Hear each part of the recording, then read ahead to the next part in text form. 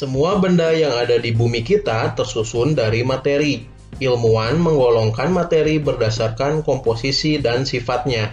Berdasarkan komposisinya, materi yang ada di alam dapat diklasifikasi menjadi zat tunggal dan campuran. Materi di alam dapat dibagi menjadi zat murni dan campuran. Bila dikaji lebih mendalam lagi, zat tunggal atau zat murni yang ada di alam dapat dibagi menjadi unsur dan senyawa. Unsur merupakan zat tunggal yang tidak dapat dibagi lagi menjadi bagian yang lebih sederhana dan akan tetap mempertahankan karakteristik asli dari unsur tersebut. Banyak sekali unsur yang ada di alam yang dapat kamu jumpai dalam kehidupan sehari-hari. Misalnya, besi, timah, seng, tembaga, dan nikel. Unsur merupakan zat tunggal yang tidak dapat diuraikan lagi menjadi zat yang lebih sederhana dengan proses kimia biasa. Bagian terkecil dari unsur adalah atom.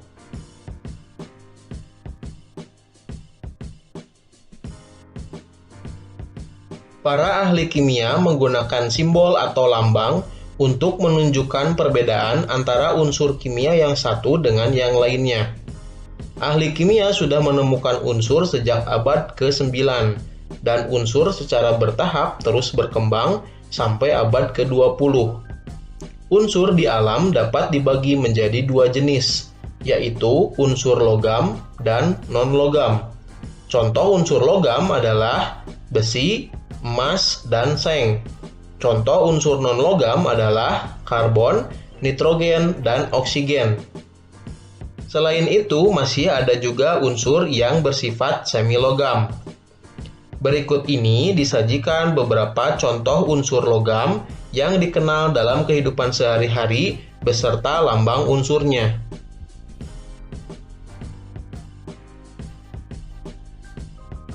Berikut ini disajikan beberapa contoh unsur non-logam yang dikenal dalam kehidupan sehari-hari beserta lambang unsurnya.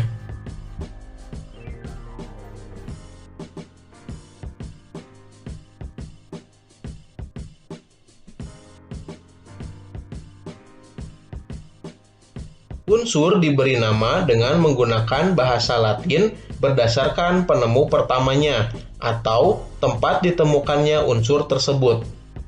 Para ahli kimia tidak membedakan penamaan unsur alamiah yang terdapat di alam ataupun unsur buatan. Beberapa unsur menggunakan nama untuk menghormati identitas penemunya ataupun tempat penemuannya. Simbol unsur dibuat untuk memudahkan dalam penulisan nama unsur, yaitu dengan cara menyingkatnya.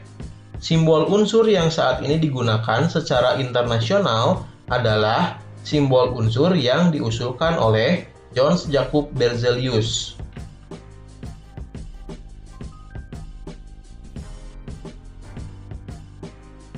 Unsur-unsur yang sudah diberi nama dan diberi simbol selanjutnya disusun dalam bentuk sistem periodik unsur. Unsur-unsur yang memiliki sifat yang hampir sama diletakkan dalam satu kolom. Unsur logam dan non-logam memiliki perbedaan sifat fisika dan kimia. Berikut ini adalah perbedaan sifat unsur logam dan non-logam.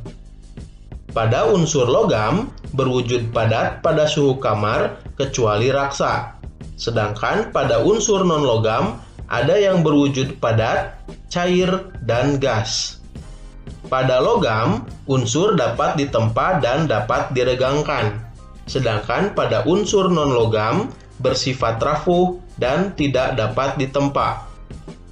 Pada unsur logam bersifat konduktor, listrik, dan panas. Sedangkan pada unsur non-logam bersifat non-konduktor kecuali grafit.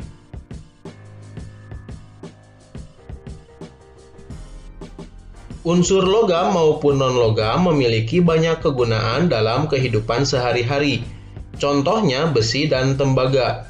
Banyak digunakan untuk alat-alat perkakas, alat-alat rumah tangga, dan bahan untuk rangka kendaraan. Unsur iodium banyak digunakan sebagai antiseptik. Beberapa kegunaan lain dari beberapa unsur dapat dilihat pada tabel berikut.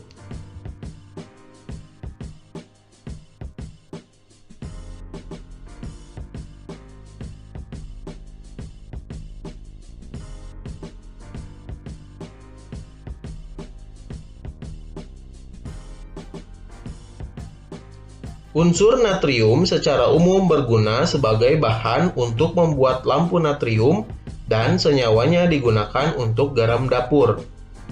Unsur strontium dalam bentuk senyawa digunakan untuk membuat warna merah kembang api dan bahan untuk pembuatan cat kering. Dalam kehidupan sehari-hari, kita sering menggunakan air, gula, garam, asam cuka, dan beberapa bahan lainnya. Bahan-bahan tersebut merupakan senyawa. Bagian terkecil dari sebuah unsur adalah atom. Dua atau lebih atom dapat bergabung melalui reaksi kimia dan membentuk molekul. Molekul merupakan bagian terkecil dari suatu senyawa. Dengan demikian, senyawa terdiri atas dua buah unsur atau lebih. Suatu senyawa masih dapat diuraikan menjadi unsur-unsurnya. Dari uraian tersebut, dapat dijelaskan bahwa senyawa merupakan zat tunggal atau murni yang dapat diuraikan menjadi dua atau lebih zat yang lebih sederhana dengan proses kimia biasa. Misalnya, air yang memiliki rumus H2O dapat diuraikan menjadi unsur hidrogen dan oksigen.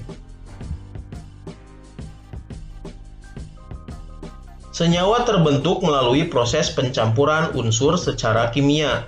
Sifat suatu senyawa akan berbeda dengan sifat unsur-unsur penyusunnya. Misalnya, sifat air sebagai senyawa akan berbeda dengan sifat gas hidrogen dan oksigen sebagai unsur penyusunnya. Pada suhu kamar, air berwujud cair, sedangkan hidrogen dan oksigen keduanya berwujud gas. Air dapat digunakan untuk memadamkan api, sedangkan gas hidrogen merupakan zat yang mudah terbakar dan gas oksigen merupakan zat yang diperlukan dalam pembakaran.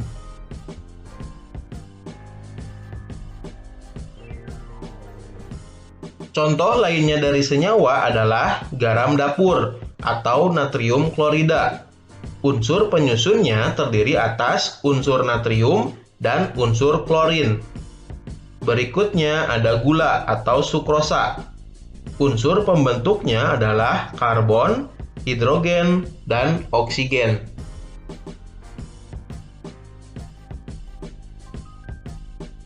Contoh beberapa campuran yang sering kita jumpai dalam kehidupan sehari-hari adalah susu coklat, air sungai, udara, batuan, garam beriodium, dan paduan logam. Kita mungkin sering menggunakan berbagai jenis campuran, misalnya ketika memasak, membuat teh manis, atau kopi. Campuran adalah suatu materi yang terdiri atas dua zat atau lebih yang masih mempunyai sifat zat asalnya.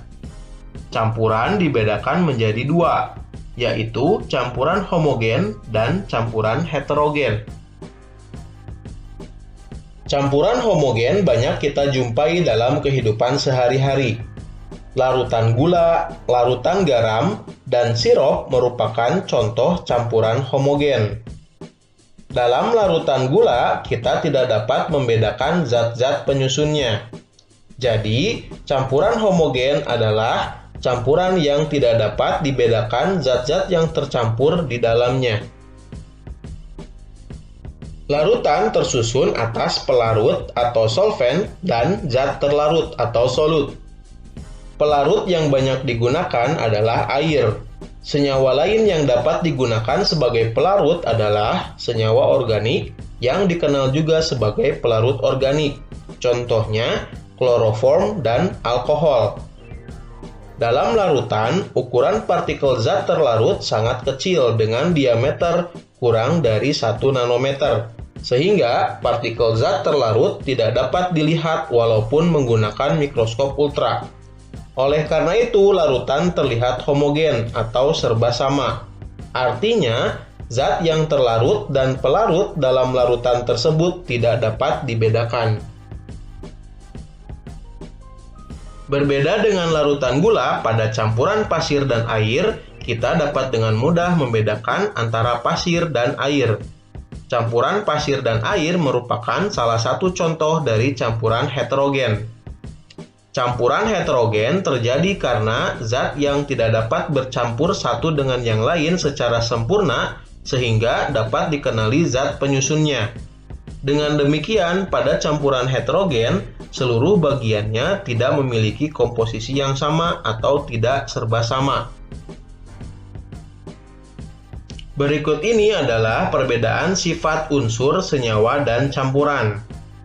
Pada unsur merupakan zat tunggal, tidak dapat diuraikan, dan terdiri atas satu jenis atom. Pada senyawa merupakan zat tunggal, dapat diuraikan, tersusun atas dua jenis atom atau lebih, dan perbandingan massa zat penyusunnya tetap. Pada campuran, dapat diuraikan, tersusun atas dua jenis atom atau lebih, atau tersusun atas dua molekul atau lebih, dan perbandingan massa zat penyusunnya tidak tetap.